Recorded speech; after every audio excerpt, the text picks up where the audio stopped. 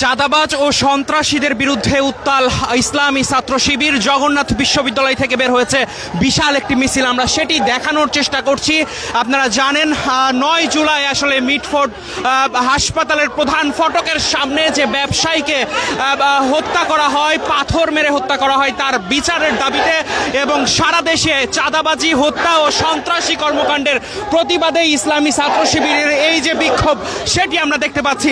কিছুক্ষণ আগে এটি জগন্নাথ বিশ্ববিদ্যালয় থেকে শুরু হয়েছে এবং এটি এখন কিন্তু আসলে মিটফোর্ড হাসপাতাল অভিমুখে রওনা দিয়েছে এবং অসংখ্য ছাত্র শিবিরের নেতাকর্মীরা এখানে অংশ নিয়েছেন এবং তারা জানাচ্ছেন যত দ্রুত সম্ভব এর বিচার করতে হবে। এরই মধ্যে আসলে আমরা যেমনটি জানতে পেরেছি 5 জনকে গ্রেপ্তার করা হয়েছে এবং অন্যান্য আসামিদের গ্রেপ্তারের যে প্রক্রিয়া সেটি কিন্তু চলছে এবং আপনারা দেখছেন এই ঘটনায় সারা দেশেই কিন্তু এক ধরনের আলোড়ন সৃষ্টি হয়েছে। সারা দেশেই সাধারণ মানুষের মধ্যে যে ক্ষোভ সেটি আসলে দেখা দিয়েছে এবং সকলে আসলে যেটি বলছেন, জুলাই গণ অভ্যুত্থানের পর এইরকম একটি ঘটনা নজিরবিহীন এবং এইরকম একটি ঘটনা কোনোভাবেই ঘটতে পারে না, যে কারণে শুধুমাত্র বহিষ্কার আদেশ দিয়েই এই বিচার হয় বা বহিষ্কার আদেশের মাধ্যমেই যে শুধুমাত্র বিচার করা হয় বা দল একটি শাস্তিমূলক ব্যবস্থা নেই, সেই জায়গা থেকে সরে এসে বিএনপির প্রতিও তারা আহ্বান জানাচ্ছেন যেন কঠোর হয় এবং নজিরবিহীন একটি সিদ্ধান্ত নেয় বিএনপি, যে কারণেই চাঁদাবাজ এবং সন্ত্রাসী কর্মকাণ্ডে যদি দলের কেউ জড়িত থাকে তাদের যেন বিচার কঠোরভাবে করা হয়, এমনটি আসলে বলছেন ছাত্র শিবিরের নেতাকর্মীরা। বেলা ঠিক 11টার সময় জগন্নাথ বিশ্ববিদ্যালয়ের প্রধান ফটকের সামনে থেকে ইসলামী ছাত্র শিবিরের এই বিক্ষোভ শুরু হয়।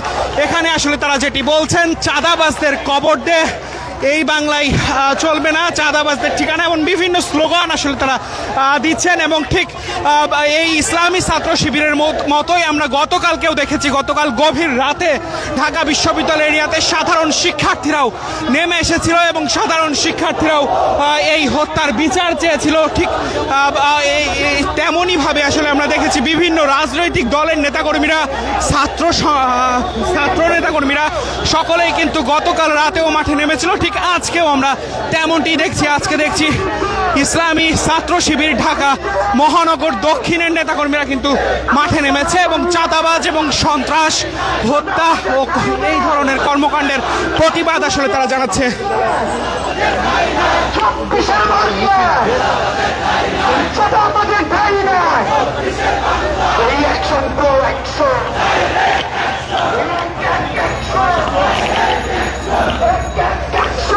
দর্শক, আমরা যদি একটু দেখাই, মূলত অসংখ্য